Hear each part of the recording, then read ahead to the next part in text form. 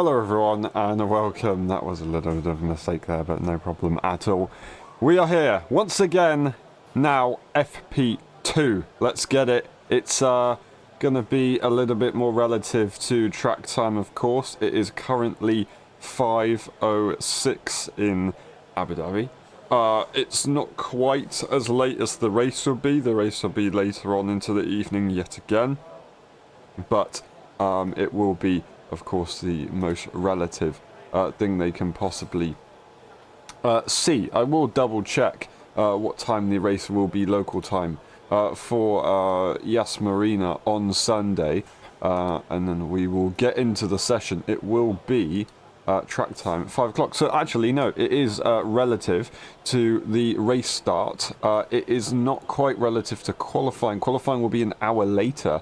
But it does mean that at that point it will be basically night sky. So we'll get to see that. That will be very, very good indeed. Usually quite spectacular around Abu Dhabi for that reason. And I'm just looking at the information on my screen at the moment. I just want to double check, as I mentioned it earlier on, Hamilton versus Russell. So the points difference, and see if it could be possible. Now, Hamilton could possibly beat Russell in the championship, but Russell is going to either have to finish 10th with 1 point and Hamilton wins with fastest lap, or George Russell scores no points and Lewis Hamilton wins the race, and that could mean that Lewis Hamilton would finish ahead of George Russell. If not, George Russell once again beats Lewis Hamilton. Lewis Hamilton has, for another season, been beaten by his teammate in Formula 1. Would that be the case yet again? We will find out, of course, on Sunday for the race. So, something that we saw last time around was a load of rookie drivers testing the cars. We still see Jack driving this session, as they are doing the whole weekend, of course, replacing Esteban Ocon for Alpine. Ocon will be doing a test for Haas in the Young Drivers test next week. I believe it's next week. Also, Hulkenberg and Bortoleto will both be testing the Sauber, so they're going to get some good experience in. I believe Dylan might also be doing that as well, but I will have to double check that for tomorrow. But as we saw, Carlos Sainz not in the session, we saw Piastri not in the session, we saw Albon not in the session, we saw Stroll not in the session, we saw Verstappen not in the session. I may be, we also didn't see Tsunoda in the session either. But now we get all of the 20 permanent drivers on the grid ready to go. And once again, out on track, 50 minutes on the clock right now, and Lando Norris currently sits the pace 2.5 tenths just under ahead of Carlos Sainz, then 4 tenths to Leclerc, Piastri and Hamilton. That's the top 5 at the moment. Everybody has set a lap time already, so it's been a very, very busy session so far. We just get Perez going into the pit lane. But just before Perez went into the pit lane, we had everybody except from Guan Yu Zhou out on track, as we quite possibly mention Guan Yu Zhou's name this weekend for the final times ever in Formula 1. I really do find it quite disappointing, but it's the way Formula 1 goes. It is cutthroat, and maybe we can see them once again in Formula 1. Am I correct in saying that they will be being a test driver or reserve driver for Ferrari? I may be wrong, but I believe that may be the case, and then Bottas could be going to Mercedes, as Mick Schumacher has been dropped by the Brackley outfit. We'll see how it goes. Now, also something from FP1 earlier on, Leclerc did not get out on track until it was almost like halfway through the session, I think.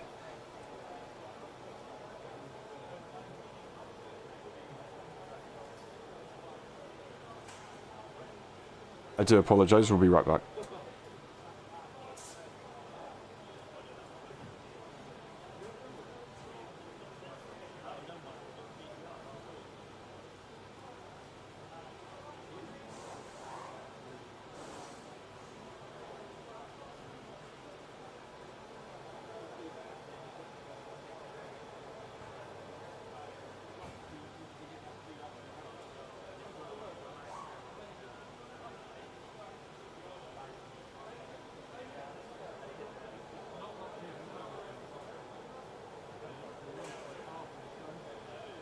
And as I was saying, Charles Leclerc, I believe, around about halfway through the session, didn't make it out on track, but it was because the mechanics were working on the car. Now they finally get the car sorted out and they'll be good to go.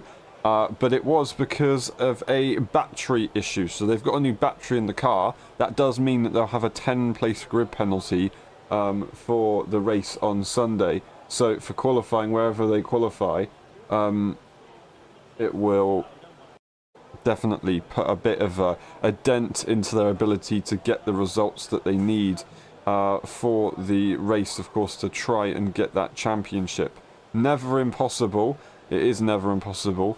But Abu Dhabi can still be a good track for racing, but for drama, sometimes it's not the most packed out of all. Of course, we did have probably one of the most dramatic races in the history of the sport in 2021, but that was partly not because of the on-track action. It was very partly because of the on-track action, but yeah, we'll see if things will actually mix up because of the on-track racing later on, of course. But then also looking at reliability issues, Williams, they also have grid penalties for gearbox changes, both cars that is. I'm not entirely sure how many places they will be penalised for. I believe it will be 5 or 10. But yeah, it does possibly mean they will start at the back of the grid unless they can get themselves into the top 10, of course, which isn't impossible. Currently do sit P7 and 8, but it is FP2, so you have to take that with a pinch of salt. Of course, we see Lewis Hamilton and Sergio Perez outside the top 10, or sorry, I should say in the top 10, but behind the Williams, so they're going to be definitely looking to try and go faster than the Grove team.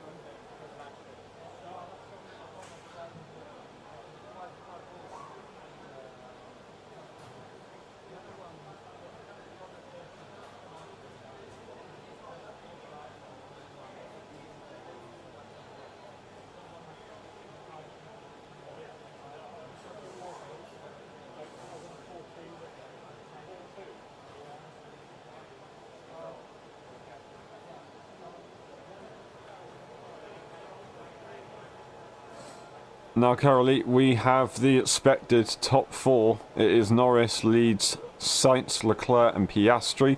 They're all out on track at the moment. Norris's last lap was their fast lap. Leclerc, however, is going purple in the first sector. In the middle sector, they are going marginally faster than Norris's last green sector, but not purple. They're not going faster than Norris's purple sector. What will they be able to do in this final sector? However, we will find out very, very shortly. They're on the fresh medium tyre, but they do have some age in them. 7 to 6 laps currently they are looking at. So that will definitely affect things and make the lap times a little bit slower. As Leclerc doesn't improve in that final sector, they do improve their lap time overall. 2 tenths now behind Norris, and they jump their teammate, but no more. So still Norris sets the pace at this stage of the session. We've got Russell and Verstappen in P5 and P6, and oh, that would be very, very interesting. If the starting grid was as it was, obviously it won't be because Leclerc's got that 10-place grid penalty, but if it was like this for tomorrow, the top 6, it's going to be absolutely crazy. That would be one hell of a battle, and it's something that we'd want to see, but unfortunately we're not quite going to get to see that, with Leclerc of course getting that grid penalty, as I'll say again. But it might be not impossible to get still a close battle if things do change up and go Ferrari's way. We've seen crazier things happen around Abu Dhabi especially.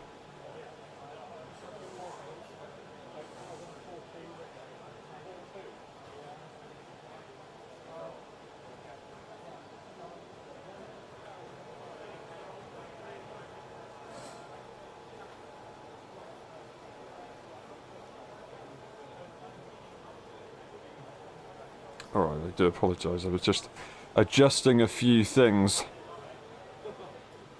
But we should be good now. Hamilton, the most successful driver around the circuit, 10 podiums and 5 wins. Currently sits P9, is out on track for their final session, final weekend with the Mercedes team. And their final FP2 will be completed within 43 minutes time. Their final FP1 session has already been completed. And they're taking it in. They did a few interviews before the weekend, of course, and there was one that I did watch, and their voice is a little bit shaky. They're definitely feeling the emotions as they talk about it. They've got a lot of history with the team, lots of good memories, a couple bad, but the bad ones make the good ones great ones. And yeah, it's a massive mark in the history of the sport. But now they do make one of the biggest possible changes you could make by going to a team like Ferrari. So we wish them all the best there and hope it goes well. Will they be able to fight for a championship? I think that's what a lot of people are hoping to see. Could they give it a shot though? With the form that they've had at Mercedes in recent times, maybe not. Is that related to motivation, however? Or maybe even development? Would they be getting the same benefits as George Russell? I kind of believe not, even though teams usually say they don't. It kind of makes sense to give Russell all the resources to get them the best possible positions. So we could see Hamilton do quite well. As Sergio Perez said in 2021 at the start of the season, I need 6 races to get sorted in the car. He won in his 6th race. So would we see Hamilton get used to the car by the 6th race in 2025? Of course, that's what they're going to be hoping, if not even sooner, as they were very, very quick right out the bat for McLaren back in the day, of course. But in fairness, they did have a lot of testing in that car with that team, so it's not quite the same. They are going to a brand new team, a brand new engine. They're going to have to figure out the wheel all over again, as it's a different system. So there's going to be a lot of learning to do with that team. They'll eventually get there, but it's not going to be exactly easy.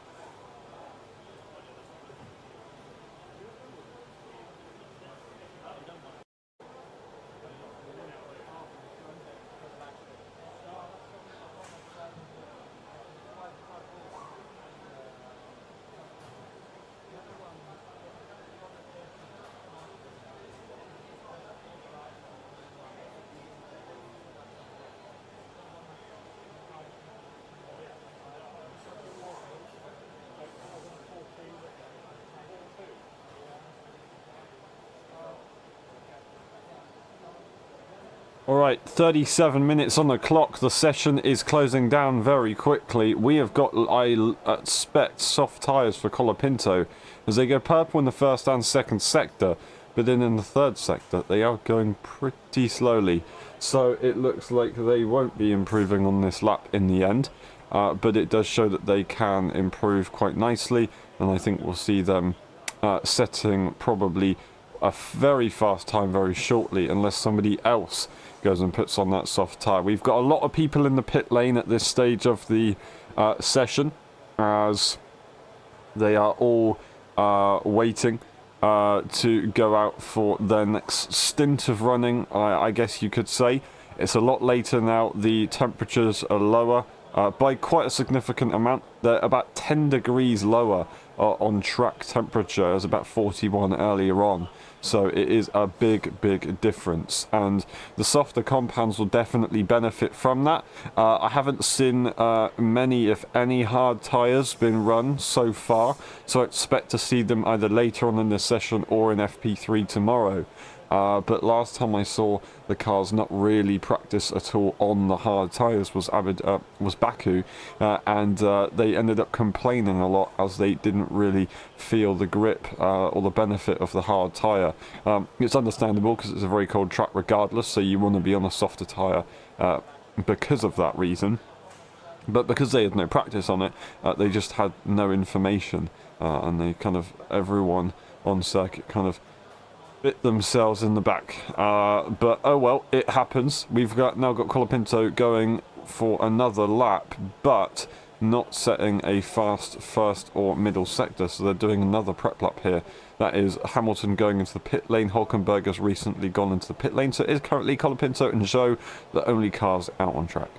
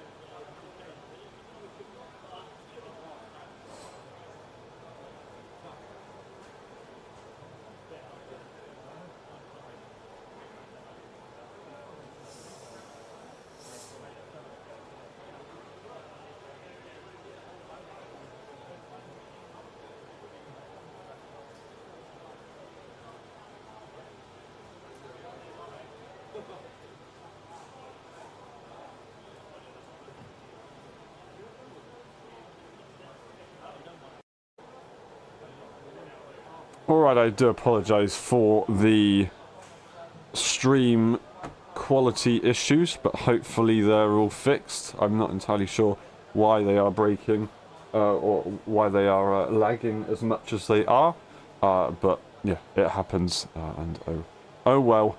It looks like it's stabilised now, so that is good to see. Currently, we have no one out on track. Everyone is currently sitting in the pit lane. We obviously had Colapinto recently running on that soft tyre, but since then they've all gone back in and nothing is happening. I'm just waiting to see any movement on the map, and can we find out anybody going out on track? It's Perez who will be going out again, and they're currently sitting in P11. They're going to look to try and get a bit closer to their teammate. That's obviously not their goal. Their goal is to try and get some good data in, get some testing in for this session, and we'll see what they can do. Piastri is also on their way out on track as well.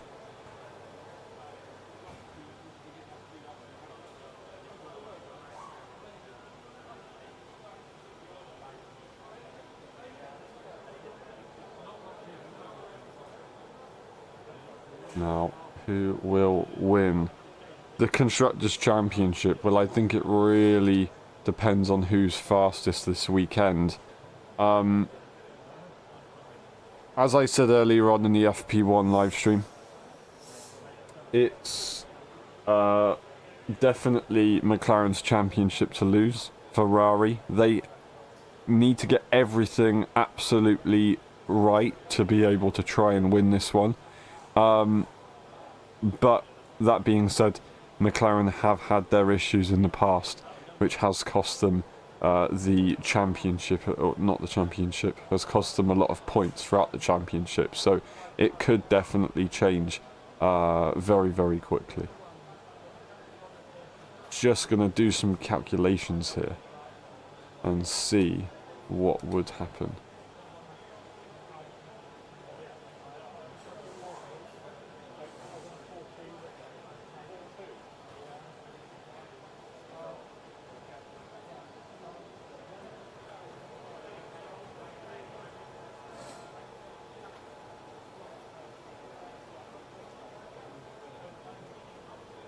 So if it is a 1-2 Ferrari and a 3-4 for McLaren, they do win the championship. So that would mean that, yeah, 16 points advantage Ferrari would have over McLaren, but the gap is 21 points. Ferrari would win by 5 in the end. I'm not entirely sure. I believe, well, who has the most wins throughout the season? Would it go down to sprint races, possibly? And then that would mean that McLaren would take the win, as they won Brazil and they won the Qatar sprint race as well. I completely forgot what the country was called then. But I don't think Ferrari has ever won a sprint, even if it was this year. I don't think they've ever won a sprint whatsoever. So yeah, we'll see. We'll see how it goes. Now, if it was a 1-2 for Ferrari, and then it would be still not enough for a 4-5, I believe, for McLaren. If they got a 4-5, they would win, because that would only be... Actually, no. Let me double check that one.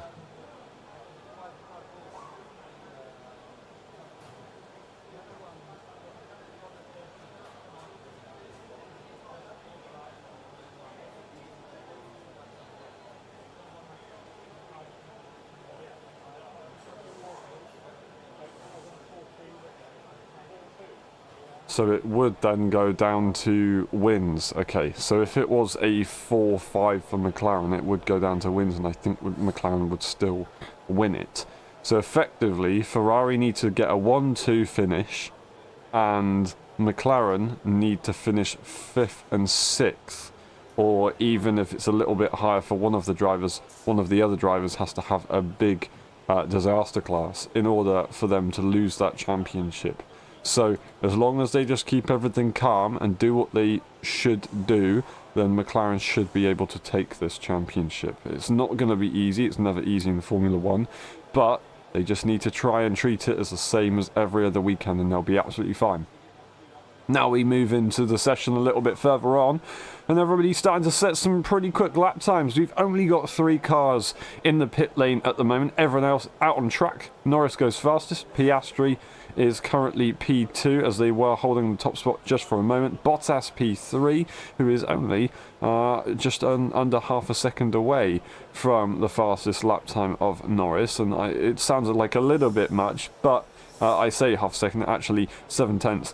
It sounds a little bit much, but to see a Sauber up there is pretty good going. And then we got Magnussen, Leclerc, Alonso, Verstappen, Perez, Tsunoda now being down to the 10th position, and other cars will be, of course, looking to set some lap times and go quicker if they can. We've got Colapinto, we've got Hulkenberg into the pit lane. Hulkenberg is on the way out. So now we will truly have everyone except from one car out on track. It's a pretty busy one for sure. We saw it was quite busy earlier on, and I think there was an investigation about someone impeding another driver. I'm trying to remember who that was, maybe it was Lando Norris and Sergio Perez. I can't quite remember. Probably not. I will have to double check that one for tomorrow's stream later on, and then we will get that confirmed. Of course, that was I believe Alex Albon up to P6, so a good effort right there from them.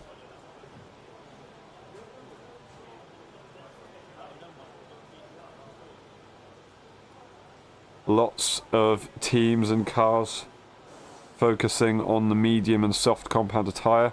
We saw a lot of medium running and a little bit of soft running in the FP1 session. We now see a lot of soft running here in the FP2 session, as they're all trying to make sure, I think, that they've got the qualifying situation set up. Now, as I said, this circuit doesn't seem or see a massive amount of drama throughout its races, unless you've got a very close championship, which we do have, but it generally doesn't see a massive amount of really big drama. So I think a lot of teams are just trying to get their qualifying situation sorted, because if they can qualify as high as possible, then they'll be able to possibly stay there. It's got quite a few overtaking opportunities. We've got, of course, turn 5, we've got turn 6, and we've got turn 9. Everywhere else is a little bit difficult to pass on.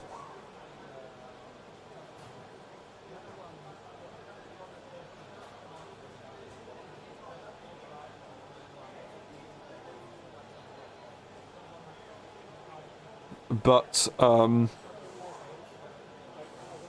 yeah, we'll see how it goes. We will see how it goes.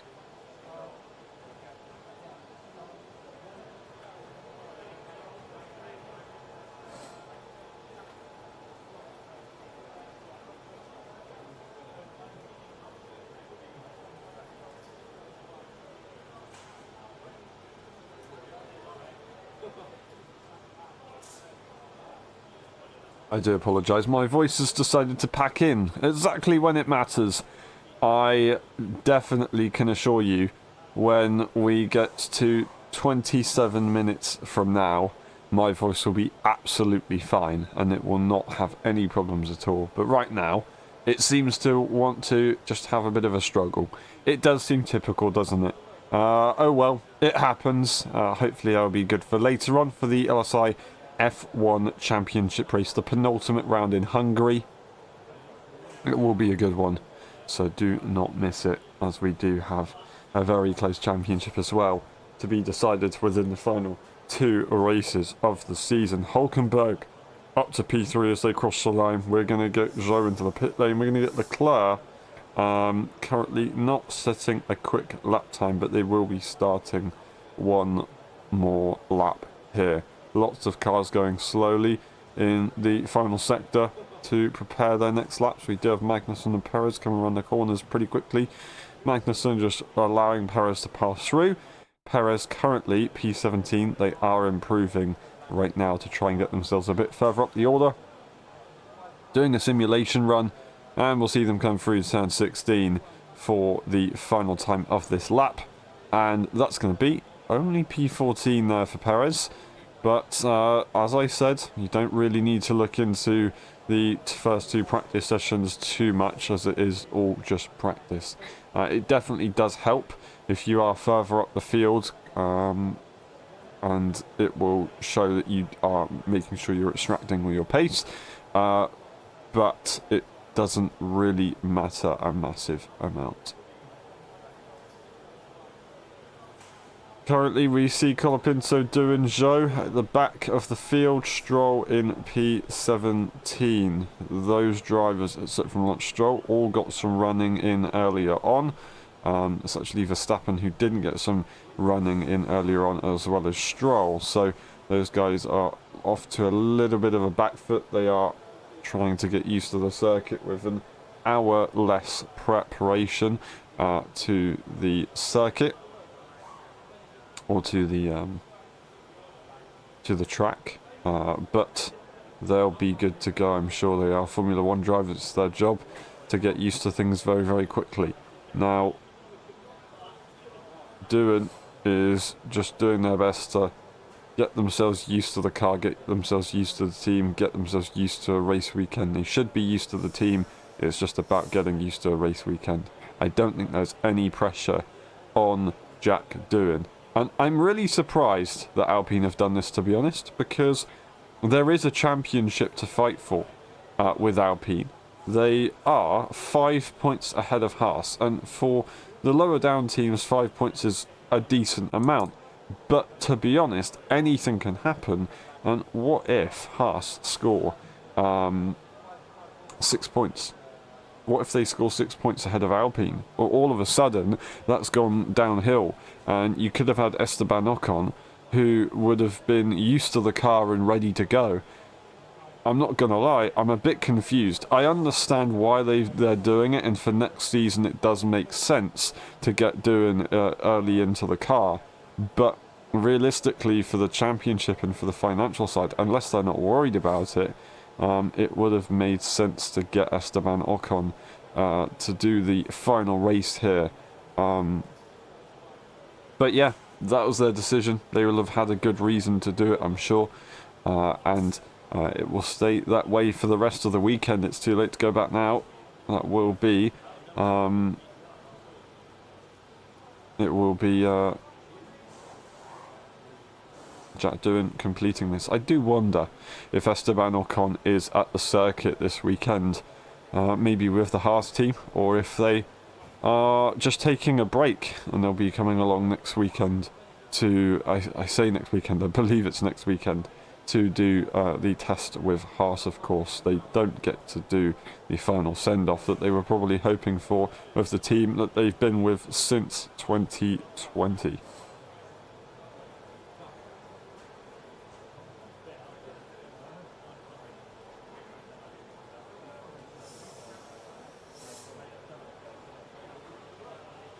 Now, we have got, I think that's around about half the grid out on track. Yep, exactly. Half the grid out on track. That's probably going to change soon as Alonso goes into the pit lane. And Carlos Sainz does so as well.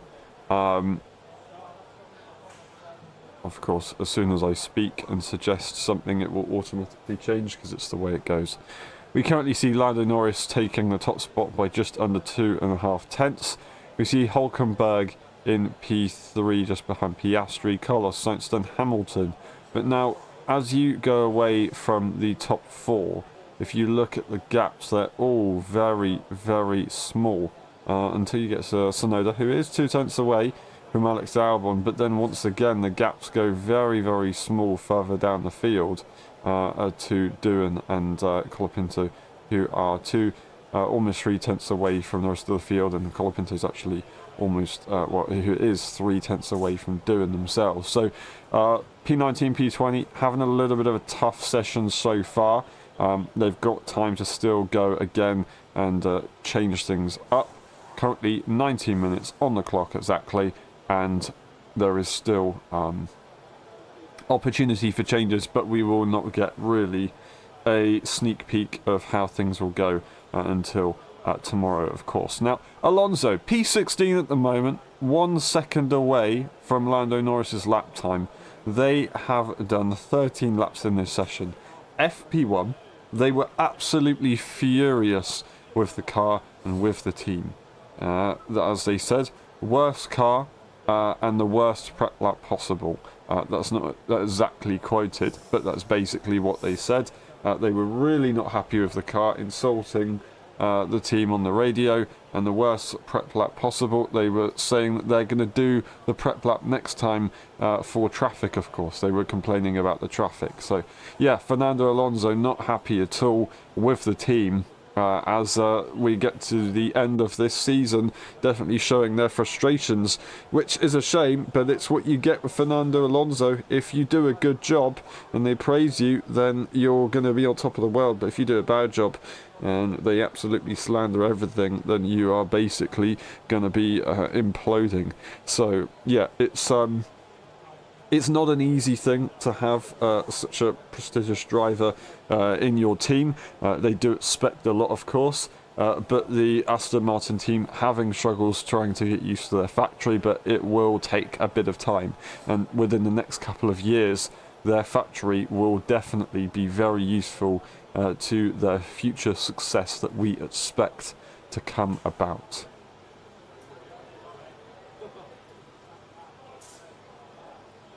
So Lawrence Stroll wants making the team Aston Martin, I believe, said 5 years' time they'll then be competing for championships.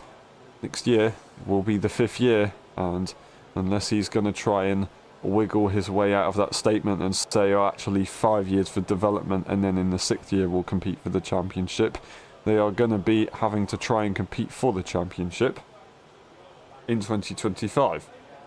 And although sounds a little bit ridiculous right now, not exactly impossible, as of course the teams will all be closing up quite significantly in performance wise, as they will all be jumping to the 26 regulations once we hit January 1st, and they're going to be basically wanting to put little to no effort into the 2025 cars. That being said, some teams will go, you know what, no one's putting any effort into the cars, I'm going to put a little bit of effort into the cars.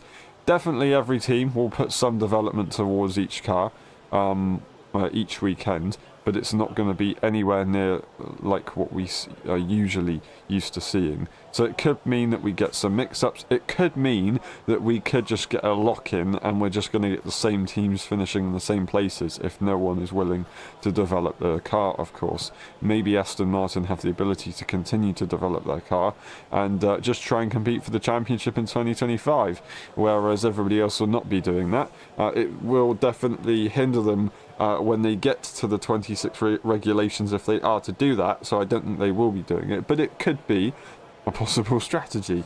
But yeah, time will tell. It's going to be probably one of the most exciting seasons that we could ever possibly witness in Formula One.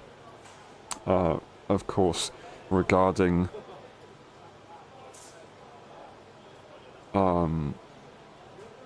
close racing with development, but also with the current era of cars, with ground effect, but also the dirty air reduction compared to what we had with the previous era of cars in 2021 and before.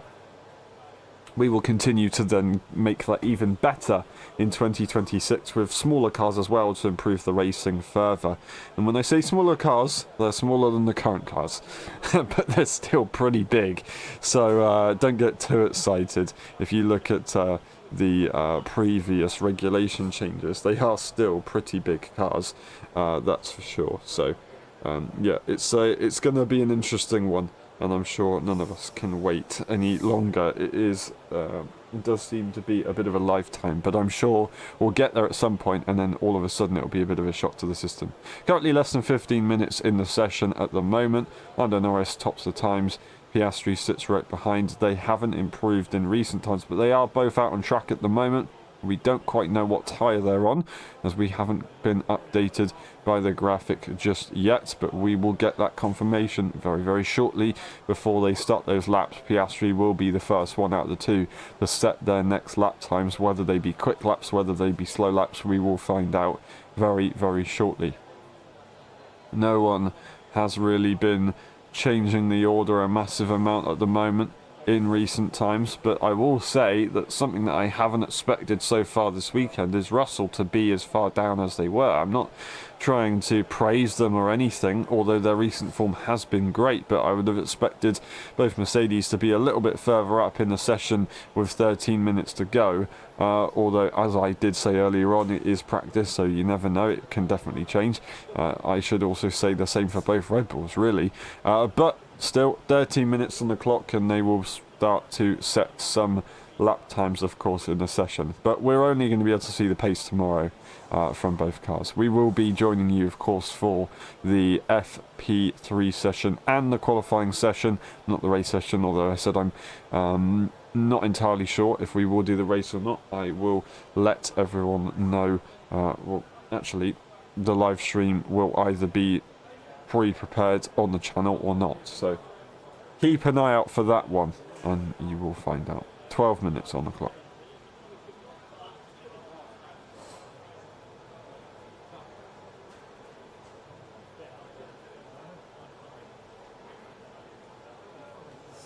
And that is the scrub medium tyre, as we're waiting for that confirmation for the McLaren team. Very good to see.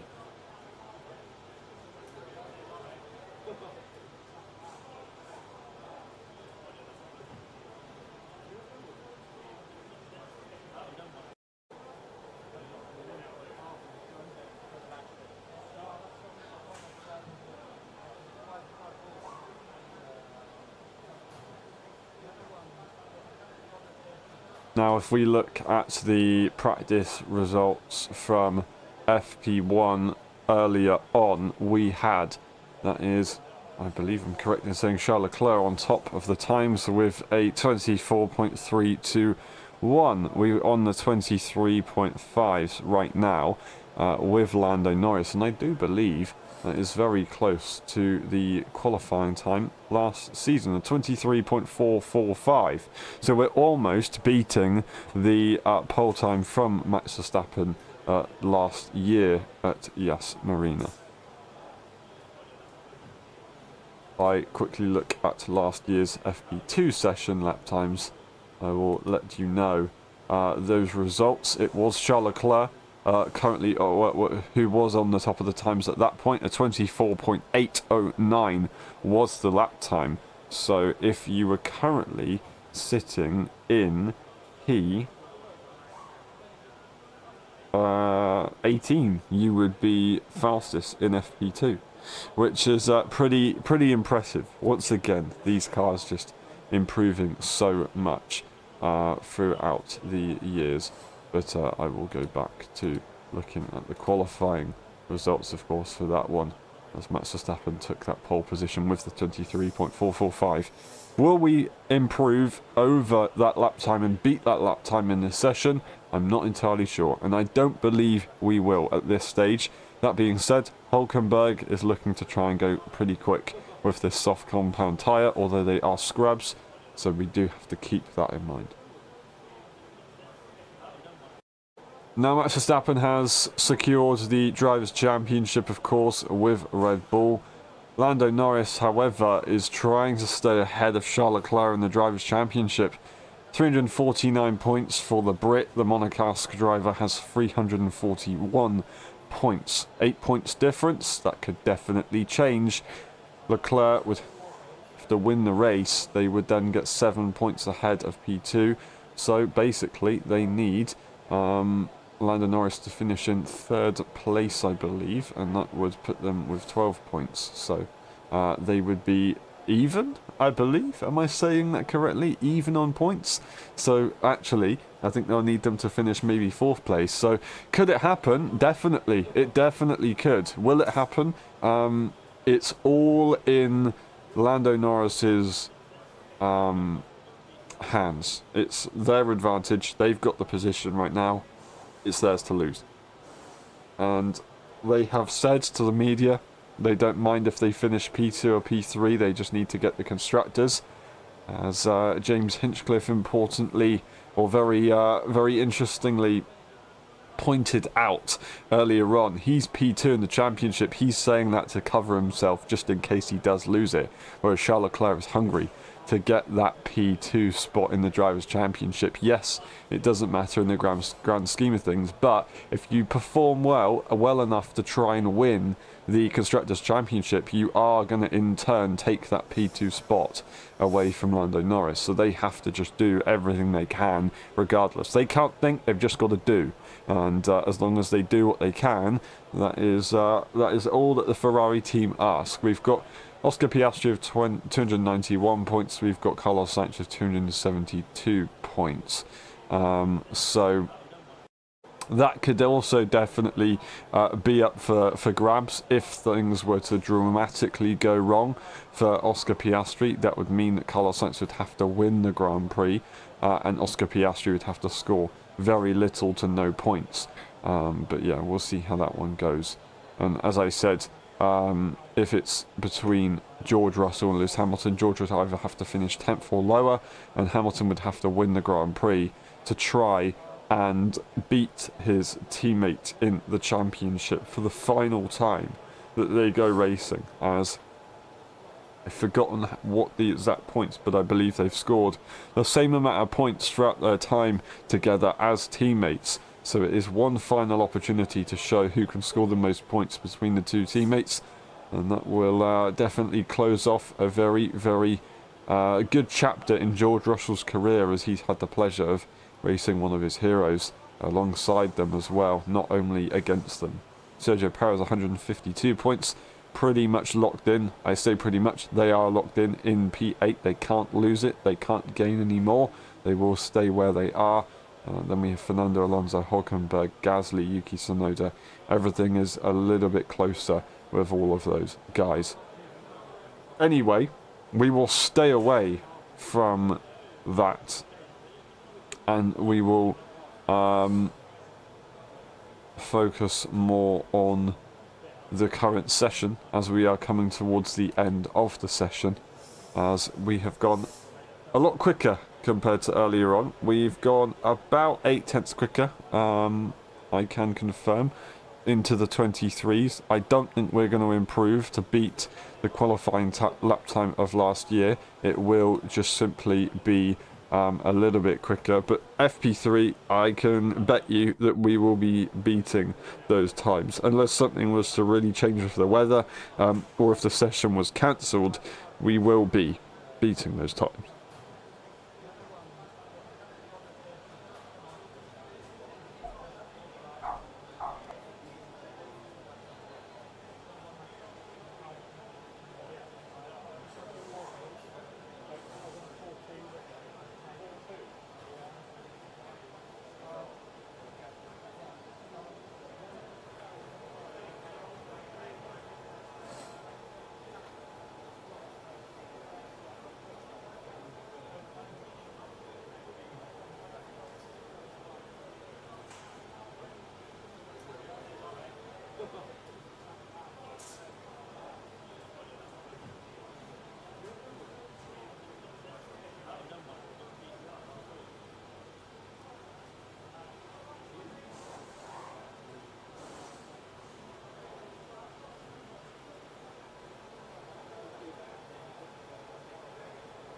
Now we are coming to the closing stages of the session. 4.5 minutes currently on the clock effectively.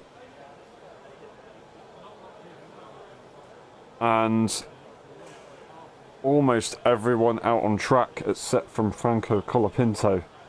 Now I do wonder why that is the case. But I guess we probably won't find out. Colapinto arguably doing their final Formula 1 weekend, and it could be possibly forever. Now, I think it is going to be crunch time for them next year in F2. I think if they don't finish within the top 2, maybe 3, but I'm going to say top 2 drivers, if not win the championship, then I don't think we'll see Franco Colapinto racing in Formula 1 again.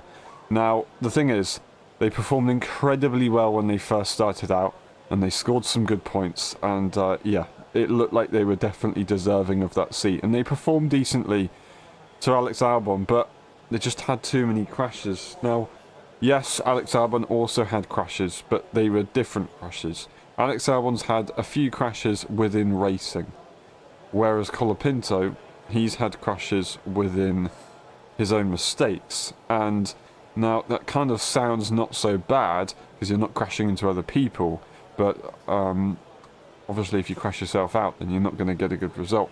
And especially with the cost cap, they replaced Logan Sargent to try and get some more performance out of the car, but also try and avoid getting so much crash damage that they achieved throughout the season with Logan. Now, Colapinto has effectively achieved a very similar amount to Logan Sargent now they get to the end of the season.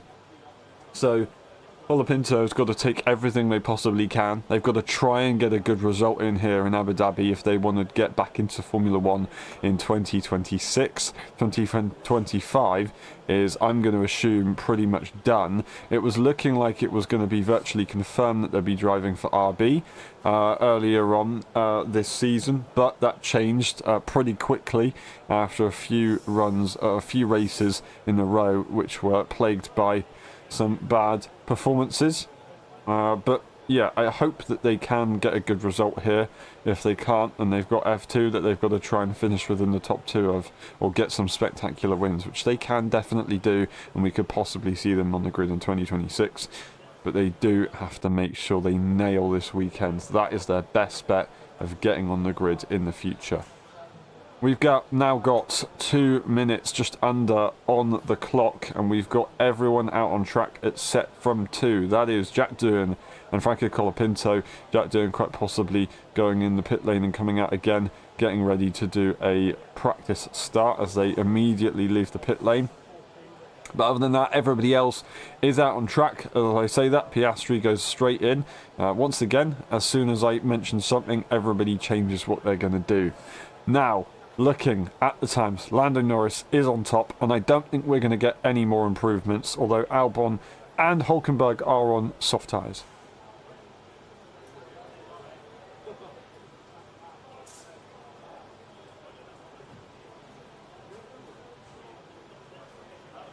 Now, we currently have Russell still outside the top 10, but they're not going to be worried about that too much. It is FP2.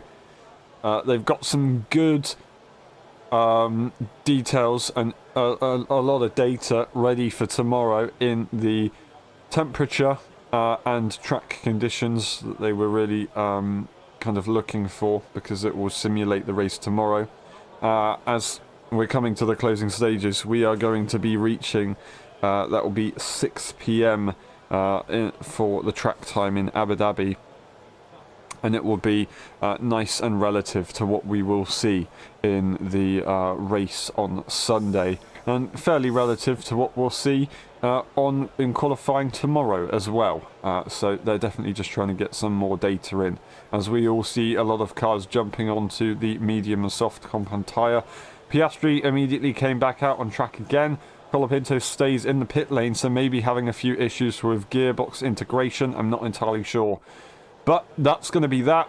The clock has run out. Valtteri Bottas will cross the line first out of everyone and finish their session. Zhou Guanyu will do so immediately after. Then we've got Piastri, Lawson and Carlos Sainz. No one's going green, and I don't expect anyone to go green anyway. So it will be Lando Norris who is going to be taking that top spot ahead of Oscar Piastri, his teammate. Then Hülkenberg, then Sainz, then Hamilton and Leclerc. And I stop with the top 6 because those are the ones that matter for the top 2 in the Constructors' Championship. Ferrari not looking where they want to be, and McLaren, so far it looks so good, and they just have to try and keep up this performance. It's only practice, but if they can just continue to be nice and calm and do what they need to do, it will be theirs quite nicely. They do have the advantage, and it's not a small gap either. 21 points. Sure, if a few things do go wrong, it could be very, very risky, but will it go wrong? I don't think so. I think they just need to make sure that they don't do anything risky, and they'll be absolutely fine. Just getting a few more cars to cross the line. We've got Hülkenberg to do so. We've got Russell to do so, who does so. And then we've got Doohan, who will do so. We've actually got Colapinto. No, still in the pit lane. I do apologise. I was completely missing my information there. So now the cars will come back to the start-finish grid and get their practice starts in, of course.